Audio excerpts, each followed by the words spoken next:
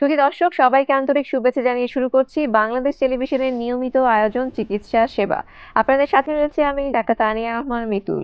দর্শক, অনুষ্ঠানের শুরুতেই আমরা একটি তথ্যচিত্র দেখে আসি। স্তন ক্যান্সার যা স্তনের টিস্যু থেকে বিকাশ লাভ করে।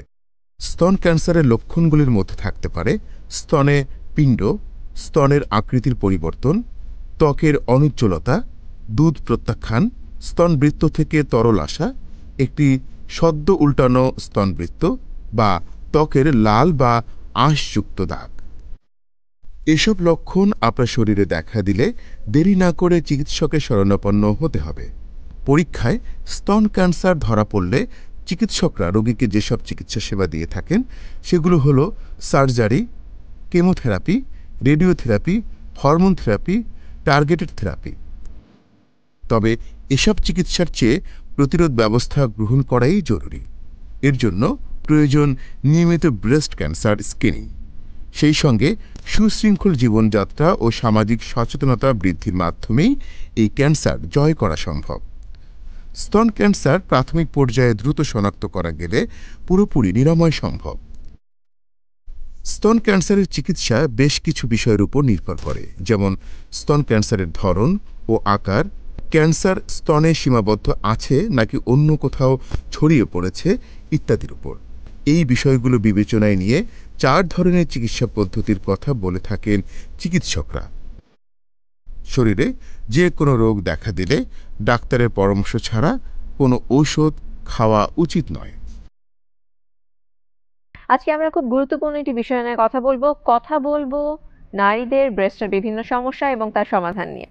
আমাদের সাথে আজ দেশের একজন স্বনামধন্য সুচিকিৎসক উপস্থিত রয়েছেন। আমাদের সাথে রয়েছেন ডাক্তার শর্মিন আক্তার সুমি, সহকারী অধ্যাপক, প্লাস্টিক সার্জারি বিভাগ, Sheikh Hasina national institute of burn and plastic surgery. Madam, প্রথমেই অনুষ্ঠানের পক্ষ থেকে আন্তরিক শুভেচ্ছা। কেমন আছেন? অনেক অনেক ধন্যবাদ। তো ম্যাডামের কাছে জানতে চাইবো যে কি ধরনের ব্রেস্টের সমস্যা নিয়ে রোগী আপনাদের কাছে আসে? ব্রেস্টের সমস্যাগুলো আসলে এতটাই লুকানো থাকে যে চিকিৎসকের কাছে বলার থেকে তারা বাড়ির পাশের যে প্রতিবেশী নারী তার কাছেই হয়তো বলতে স্বচ্ছন্দ বোধ করে, এবং সেখান থেকে দেখা যায় যে কবিরাজের কাছে যায়, হোমিওপ্যাথি ওষুধ খায়, এবং বিভিন্ন ধরনের সমস্যা যখন একেবারে জটিল পর্যায়ে চলে যায় তখন আমাদের কাছে আসে।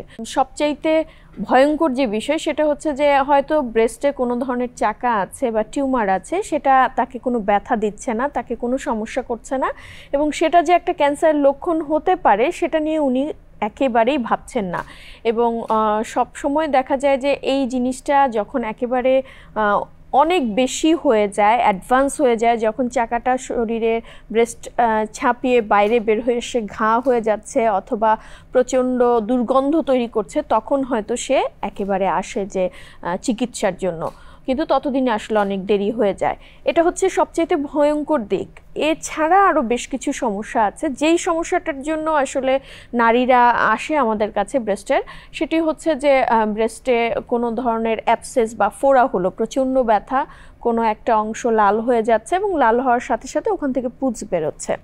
তো এই ব্রেস্ট অ্যাবসেসের ক্ষেত্রে সাধারণত এই সমস্যাটা যারা ল্যাকটেটিং মাদার বা বাচ্চাকে দুধ দান করছে এই সময়ে বেশি দেখা যায়, কিন্তু বর্তমানে আমরা যেমন পাচ্ছি যে একটু দুধ দান করছে না কিংবা বয়সটা তার ঠিক মিডিল এজ 30 থেকে 50-র মধ্যে, এই সময়েও বিভিন্ন ধরনের টিউমার হচ্ছে যেটা অনেক বেশি মানে অ্যাবসেসই কিন্তু চাকার রূপ ধারণ করছে এবং বিভিন্ন দিকে মুখ বেরোচ্ছে। এটাকে আমরা বলে থাকি ক্রনিক গ্র্যানুলোমাটাস মাস্টাইটিস।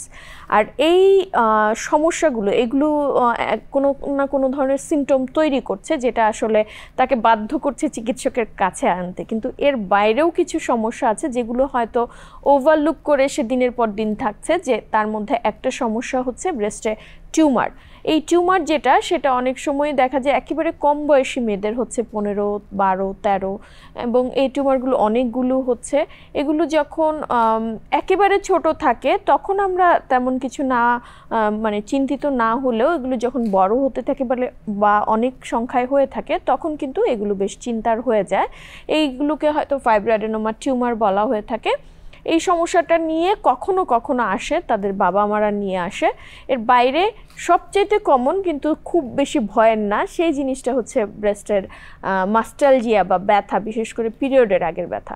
তো মোটা দাগে এই কটা সমস্যা নিয়ে ব্রেস্টের রোগীরা আমাদের কাছে আসে। আরেকটি সমস্যা আমরা প্রায় সময় দেখি যে ইদানিং পাচ্ছি যে আলট্রাসোনোগ্রাফি করে নিয়ে আসে, লেখা থাকে ফাইব্রোসিস্টিক ডিজিজ, এবং রোগীরা বলেন যে ব্যথা এবং খুব ভয় পান, এসেই বলেন যে অপারেশন লাগবে কিনা।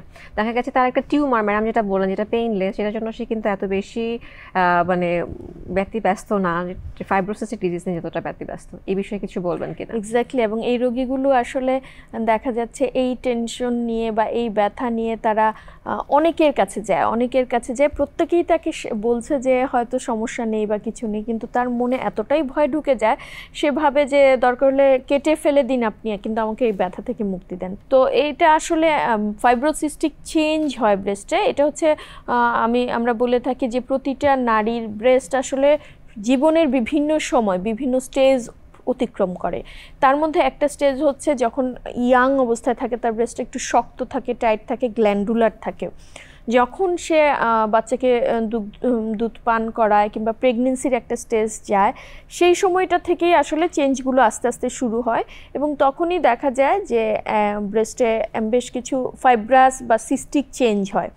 এই চেঞ্জগুলো এরকম যে ব্রেস্টে আলাদাভাবে কোনো চাকা লাগবে না, কিন্তু যারা আমরা ব্রেস্ট নিয়ে ডিল করি তাদের হাতে কিছু জায়গায় আমরা ফাইব্রোসিস্টিক চেঞ্জটা বুঝতে পারি এরকম, এবং আলট্রাসোনোগ্রামে ধরা পড়ে, কিন্তু রোগীর কাছে ব্যথা ছাড়া আর কোনো ধরনের কোনো সমস্যা থাকে না।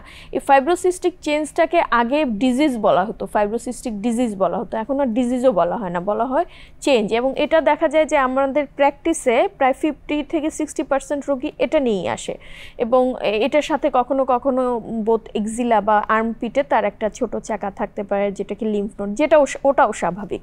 কিন্তু এই দুটা জিনিস নিয়েই ওনারা অনেক ভয় পায়। আমাদের প্রথম কথা, এবং ইন্টারন্যাশনালি ন্যাশনালি সব ধরনের গাইডলাইন, সব ধরনের বইয়ে, সব ধরনের রিসার্চে প্রথম কথা হচ্ছে এটা ট্রিটমেন্ট হচ্ছে রিঅ্যাসুরেন্স। অর্থাৎ আমি তাকে যে বুঝিয়ে বলছি যে মা আপনার ব্রেস্টে যে সমস্যাটা, এটা কোনো খারাপ কোনো সমস্যা না, বা এখান থেকে আপনার খারাপ কোনো দিকে বা ক্যান্সারের দিকে টার্ন করবে না, তবে এটা আপনাকে কিছুটা বিরক্ত করতে পারে এই ব্যথাটা দিয়ে, বা জ্বালা জ্বালা ধরনের ব্যথা, এবং এই ব্যথাটা হয়তো পিরিয়ডের আগে বা কখনো কখনো দেখা যায় যে প্রেগনেন্সির সময় একটু বাড়তে পারে, কিন্তু এটার থেকে কোনো বড় কোনো খারাপ কিছু হবে না। তবে প্রতি মাসে আপনাকে ব্রেস্ট চেক করতে হবে, প্রতি বছরে একবার চিকিৎসকের কাছে আসতে হবে, এবং কোনো ধরনের কোনো চাকা যদি আপনি ফিল করেন এবং সেই চাকা যদি ফাইব্রোসিস্টিক চেঞ্জও হয়, তখনও কিন্তু আমরা অপারেশন করে দিব। কিন্তু এই মুহূর্তে শুধুমাত্র সিস্টিক চেঞ্জ এবং শুধুমাত্র ব্যথা, এটার জন্য আসলে সিমটোম্যাটিক, অর্থাৎ আপনার যে সমস্যা সেটা সমাধানের জন্য আমরা কিছু ওষুধ দিয়ে সাপোর্ট দিব। এবার আসবো ব্যথা ছাড়া চাকা, যেটা নিয়ে আসলে আমরা খুবই অসচেতন, মানুষের কাছে মানে ডাক্তারের কাছে বলতে চাই না, লুকিয়ে রাখি। এই বিষয়ে কিছু বলবেন ম্যাডাম? এই বিষয়টা নিয়ে বলার মতো অনেক কিছু আছে। আমরা প্রায়শই আসলে রোগীদের সতর্ক করতে চাই বা সচেতন করতে চাই। আসলে কিভাবে সচেতন হবে সেই বিষয়টায়, যেটা আমি প্রথমেই আপনার প্রথম প্রশ্নেতেই বলেছিলাম যে ব্রেস্টের দু ধরনের টিউমার হতে পারে। একটা হচ্ছে ছোট ছোট গোল টিউমার, বা সেটাও অনেক বড় হতে পারে, কিন্তু সেটার কোনো ব্যথা নেই, কিন্তু যে চাকাটা আছে সেটা খুব দ্রুত বড় হতে থাকে। ব্রেস্টের যে কোনো ধরনের চাকা যদি হয়ে থাকে, অবশ্যই তার ইভ্যালুয়েশন প্রয়োজন, এবং সেই ক্ষেত্রে কিন্তু আমরা কোনো ধরনের কোনো ছাড় দেই না। আমরা দেখা যায় ওটার একটা আলট্রাসোনোগ্রাম করি, প্রয়োজনে ম্যামোগ্রাম করি, প্রয়োজনে দুটোই করি, এবং প্রয়োজনে ওখান থেকে মাংস নিয়ে কোর বায়োপসি পরীক্ষা করি। আমাদেরকে নিশ্চিত হতেই হবে যে ওটা খারাপ কোনো কিছু না বা ক্যান্সার না। এই কারণেই আসলে ক্যান্সারের প্রাথমিক লক্ষণ বা একটা মাত্র লক্ষণও যদি বলতে হয় কি, সেটা হচ্ছে ব্যথাবিহীন একটি চাকা হতে পারে ক্যান্সারের প্রাথমিক লক্ষণ। তাই ব্যথা হয় না বা অন্য কোনো সমস্যা আমাকে করছে না বলে কোনো ধরনের চাকা ব্রেস্টে রেখে দেওয়ার কোনো সুযোগ নেই। আমাদের এই অনুষ্ঠান যারা দেখছে, বা হতে পারে উনি মা বা বোন না, কিন্তু পরিবারের কোনো পুরুষ সদস্যও যদি এই অনুষ্ঠান দেখে থাকে, তাদের কাছেও আমাদের রিকোয়েস্ট থাকবে আসলে যে আপনার স্ত্রী বা আপনার বোন, অথবা আপনি যদি শুনেও থাকেন আপনার মায়ের এই ধরনের কোনো চাকা আছে যেটা ব্যথা নেই, সেই ক্ষেত্রে উনাকে অবশ্যই দ্রুত একজন সার্জনের কাছে নিয়ে যাবেন এবং এই চাকাটার কিন্তু ইভালুয়েশন হওয়া অত্যন্ত জরুরি। ম্যাডাম, আরেকটি চাকার কথা আমরা শুনে থাকি, যেটাকে ফাইব্রোঅ্যাডিনোমা আপনারা মেডিকেল ভাষায় বলেন, যে একটা ছোট চাকা দৌড়দৌড়ি করছে ব্রেস্টের মধ্যে। তো এই বিষয়ে জানতে চাই। হ্যাঁ, এই ফাইব্রোঅ্যাডিনোমা বা সুন্দর করে যেটি বললেন আপনি যে ব্রেস্টের মধ্যে দৌড়াদৌড়ি করছে, রোগী নিজেও বলে যে এটা যে একবার এখানে থাকে একবার ওখানে থাকে, আমি কোনোভাবেই ধরতে পারি না ঠিক মতো, এবং এটাকে বলাও হয়ে থাকে কিন্তু ব্রেস্ট মাউস, মানে ব্রেস্টে ইঁদুরের মতো সে দৌড়াদৌড়ি করতে থাকে।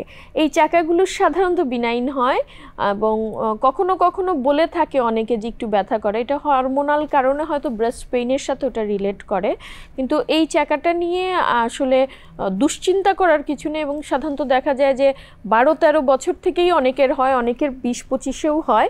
এবং এই চাকাটা এরকম যে এটা ক্যান্সারের থেকে টোটালি ডিফারেন্ট। এটা হচ্ছে সুন্দর গোলাকার, একদম হাতের মধ্যে চলে আসে ধরনের এক ধরনের টিউমার, এবং এটা দেখা যায় যে সাধারণত খুব দ্রুত বড় হয় না।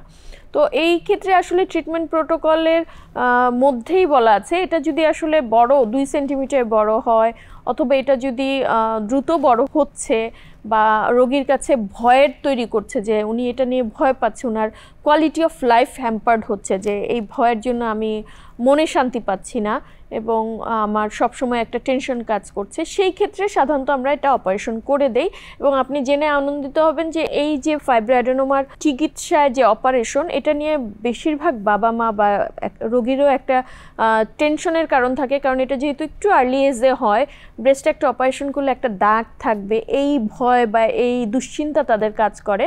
তাদের জন্য সবচাইতে চমৎকার যে তথ্য সেটি হচ্ছে বেশিরভাগ ব্রেস্ট সার্জনই এখন বাংলাদেশে, বা আমার প্লাস্টিক সার্জন তো অবশ্যই এমনভাবে এই অপারেশনটা করি আমরা যে এইটা প্রথম দিকে মানে অপারেশনের পরে প্রথম দিকে হয়তো দাগটা বোঝা যায়, কিন্তু পরের দিকে আর কিন্তু সেভাবে বোঝা যায় না, এবং পরের দিকে অনেক সময় এটা খুঁজে পেতেই সমস্যা হয় যে কোন জায়গায় দাগটা বা অপারেশনটা হয়েছে। তো এই টিউমারগুলো সাধারণত খারাপ দিকে যায় না, তবে যেই কারণগুলো বললাম বা যেই অবস্থার কথা বললাম, ওই সব ক্ষেত্রে আমরা তারপরেও অপারেশন করে দিয়ে থাকি। ম্যাডাম, কারা ঝুঁকিতে রয়েছেন ব্রেস্ট ক্যান্সারের? ব্রেস্ট ক্যান্সারের ঝুঁকিতে আমরা মানে সবসময় ভয় পাই যে এই ব্রেস্ট ক্যান্সারটা আসলে কি করলে হবে বা কার হবে, এই বিষয়টা যদি ওভাবে আমরা ভাবি যে বলা হয়ে থাকে যে যখন একজন নারী সে নারী হিসেবে জন্মগ্রহণ করেছে তখন থেকেই আসলে তার সবচেয়ে ব্রেস্ট ক্যান্সার বড় ঝুঁকিতে সে পড়ে গেছে, অর্থাৎ নারীদেরই ব্রেস্ট ক্যান্সার বেশি হয়। 99% ক্ষেত্রে নারীদেরই ব্রেস্ট ক্যান্সার হয়, 1% ক্ষেত্রে ছেলেদের ব্রেস্ট ক্যান্সার হয়। এর বাইরে যেটি আছে যে একজন নারী যখন মানে ব্রেস্ট ক্যান্সারের জন্য আসলে প্রতিরোধ করার কথা চিন্তা করবে, তখন তাকে যে পরামর্শগুলো আমরা দেই সেটি হচ্ছে যে আপনি অবশ্যই মোটা যাতে না হন সেজন্য একটু ভেজিটেবলস সমৃদ্ধ খাবার খাবেন, ন্যাচারাল খাবার খাবেন এবং নিয়মিত এক্সারসাইজ করবেন। এর অর্থ হচ্ছে যারা একটু স্বাস্থ্যবান, যারা একটু ফ্যাটি ফুড খান বা যারা একটু সিডেন্টারি বা একটু কম হাঁটা চলার কাজ করেন, তাদের জন্য ব্রেস্ট ক্যান্সারের ঝুঁকি একটু বেশি। এর বাইরেও আরেকটা ঝুঁকি আছে, সেটা হচ্ছে যে যাদের, সেই ক্ষেত্রে অবশ্য তার করণীয় বেশি কিছু নেই, দেখা যায় যে যাদের মাসিকটা একটু আগে হয়ে যায়, যেটা 13-14 বছর, অনেকের ক্ষেত্রে দেখা যায় কিন্তু 9-10 বছর বা 8-9 বছর বয়সেও মাসিক হয়ে যায়, তাদের ক্ষেত্রে মাসিক আবার মেনোপোজটা যাদের অনেক দেরি হয়, সাধারণত 45 থেকে 50 হয়, সেটা হয়তো 55 বা 60 যে হচ্ছে, এই যে লম্বা সময় তার হরমোনের প্রভাবটা ব্রেস্টের উপরে কাজ করছে, তাদের ক্ষেত্রেও একটা ঝুঁকি আছে ব্রেস্ট ক্যান্সারের। এর বাইরে আরও কিছু ব্যাপার আছে, যে অনেকের সন্তান হচ্ছে না বা সন্তান হলো সেটা একটু বেশি বয়সে, 35-এর পরে বা 40-এর কাছাকাছি সময়ে, তাদের ক্ষেত্রেও কিন্তু ব্রেস্ট ক্যান্সার হওয়ার একটা ঝুঁকি থাকে। এর বাইরে যেটি হচ্ছে স্তন্যপান না করালো বা তার বাচ্চা নেই অথবা বাচ্চা বুকে দুধ খায়নি বা তিনি খাওয়াতে পারেননি, সেই ক্ষেত্রেও কিন্তু তাদের একটু ঝুঁকি বেশি থাকে। আর একটা সবচেয়ে ভয়ঙ্কর বিষয়, সেটা হচ্ছে যে পারিবারিক ইতিহাস যদি থাকে, মা, খালা, ফুপু, বা কখনো কখনো দেখা যায় যে বোনের আগে হয়েছে। আমার কাছে গতকালও পেশেন্ট এসেছে, তার বোনের চিকিৎসা আমি করেছিলাম, তার 3 বছর পরে এসেছে বড় বোন, ছোট বোনের চিকিৎসা করেছিলাম, বড় বোন এসেছে তার সেই একই রকম সমস্যা নিয়ে, অর্থাৎ এটা কিন্তু জেনেটিক যে তার বোনের আছে এবং তাদের যে মেয়ে বা তাদের যে নাতি তাদেরও কিন্তু এই ধরনের সমস্যা হওয়ার অনেক ঝুঁকি থাকে। এই কিছু বিষয় আসলে ব্রেস্ট ক্যান্সারের ঝুঁকি বাড়ায়, কিন্তু সবগুলো আসলে আমাদের নিয়ন্ত্রণের মধ্যে নেই। আমরা সর্বোচ্চ বিষয়গুলো মাথায় রেখে আমরা ফলো আপ বা স্ক্রিনিং এর জন্য মাথায় রাখি। সবচাইতে বড় কথা হচ্ছে যে কোনো কিছু অসুখ হলে, ব্রেস্টের যে কোনো অসুখ হলে আমরা চিকিৎসকের কাছে যাই। কিছু কিছু অসুখ আছে যেই অসুখগুলোতে কিন্তু ব্রেস্ট ক্যান্সারের সম্ভাবনা বাড়ায়, যেমন হলো ব্রেস্টের কিছু চাকা থাকে যেটা ক্যান্সার না বা টিউমার বা হাইপারপ্লাস্টিক চেঞ্জ বলা হয় টিউমারে। এটা অনেক সময় আমরা বলি যে আপনার সমস্যাটা ক্যান্সার না, তো এটা শুনেই ওনারা আর ওই টিউমারে বা চাকাতে কোনো অপারেশন করে না। সে কারণে দেখা যায় এখন আমরা আসলে ব্রেস্টে কোনো ধরনের চাকা যেটা হয়তো অ্যাবসেস বা ইনফেকশনের কারণে হয়েছে, এই ধরনের চাকা ছাড়া অন্য যে কোনো ধরনের চাকা যদি দীর্ঘমেয়াদে থাকে সেখানেও কিন্তু ক্যান্সারাস চেঞ্জ বা হাইপারপ্লাস্টিক মেটাপ্লাসিয়া থাকলে সেখানেও কিন্তু ক্যান্সার হওয়ার একটা ঝুঁকি থাকে। রোগীদেরকে আপনারা আসলে কোন পর্যায়ে পান কিংবা কি ধরনের কমপ্লেইনগুলো নিয়ে যে ব্রেস্ট ক্যান্সারের রোগীরা আপনাদের কাছে আসে? এখন আমরা মিশ্রভাবে পাই এরকম যে গত 10 বছরে আমরা আসলে এত কথা বলেছি ব্রেস্ট ক্যান্সার নিয়ে, আপনারা এত অনুষ্ঠান করেছেন, মানুষের ভেতরে সচেতনতা তৈরি করার চেষ্টা করেছেন। সেই ক্ষেত্রে যারা একটু এইসব তথ্য পাচ্ছে বা পেয়েছে তারা কিন্তু এখন ব্রেস্ট স্ক্রিনিংয়ে একটা বড় অংশ ব্রেস্ট স্ক্রিনিংয়ে ঢুকে গিয়েছে। অর্থাৎ প্রতি বছরই আমরা অক্টোবর মাসে দেখা যাচ্ছে যে কোনো না কোনো হসপিটালে বা ঢাকা শহরের 4-5টা সেন্টারে এই ব্রেস্ট স্ক্রিনিং প্রোগ্রামটা হয়। তো এই ব্রেস্ট স্ক্রিনিং প্রোগ্রাম হওয়ার কারণে প্রাথমিক অবস্থায় ব্রেস্ট ক্যান্সারের পেশেন্ট আমরা পাচ্ছি। এছাড়াও সকল ধরনের সার্জনরা এখন ব্রেস্ট স্ক্রিনিংয়ের কথা বলার কারণে রোগীরা যখন প্রাথমিক অবস্থায়ও আসে, একেবারে ছোট চাকা বা তার একেবারে প্রাথমিক অবস্থায় আছে, এই ধরনের টিউমারগুলো বা ক্যান্সারগুলো ধরা পড়ছে। কিন্তু পাশাপাশি সেই যে বড় ব্রেস্ট টিউমার, বড় ব্রেস্ট ক্যান্সার, এই সমস্যাগুলো আসছে। হয়তো এটা 50-50 অথবা 50-60 40-60 এরকম অবস্থায় চলে এসেছে। অনেকে তথ্য জানছে, সে জানে এটা খারাপ হতে পারে, এমনকি চিকিৎসকও আছে এরকম যারা যে হ্যাঁ ব্রেস্ট টিউমারটা আছে বা ব্রেস্টের চাকাটা আছে কিন্তু যাই আর কদিন পরে যাই, এই ধরনের একটা ডায়লেমার মধ্যে থেকে হয়তো আসছে। সেই কারণে কিন্তু এখন পর্যন্ত আগে যেটা আমরা মোটামুটি প্রায় 90%ই পেতাম হচ্ছে ব্রেস্ট ক্যান্সারের অ্যাডভান্স স্টেজ, এখন আমরা অ্যাডভান্স স্টেজে হয়তো 40% পাচ্ছি, 60%ই পাচ্ছি হচ্ছে যে স্টেজ 1 থেকে 3 পর্যন্ত এই ধরনের লেভেলে। আর্লি ডায়াগনোসিস এবং ট্রিটমেন্ট ব্রেস্ট ক্যান্সারের ক্ষেত্রে কতটা বেনিফিট দিতে পারে একজন রোগীকে? একসময় ওয়ার্ল্ড ওয়াইড মানে ইউরোপিয়ান যে স্টাডি, ইউরোপিয়ান তথ্য, এগুলোর দিকে তাকিয়ে থাকতাম। ওরা বলে কিন্তু বয়স 50-এর পরে ব্রেস্ট ক্যান্সারের জন্য ওরা স্ক্রিনিং শুরু করে এবং সেই স্ক্রিনিং 70 পর্যন্ত ওদের চলে বা 60 পর্যন্ত চলে।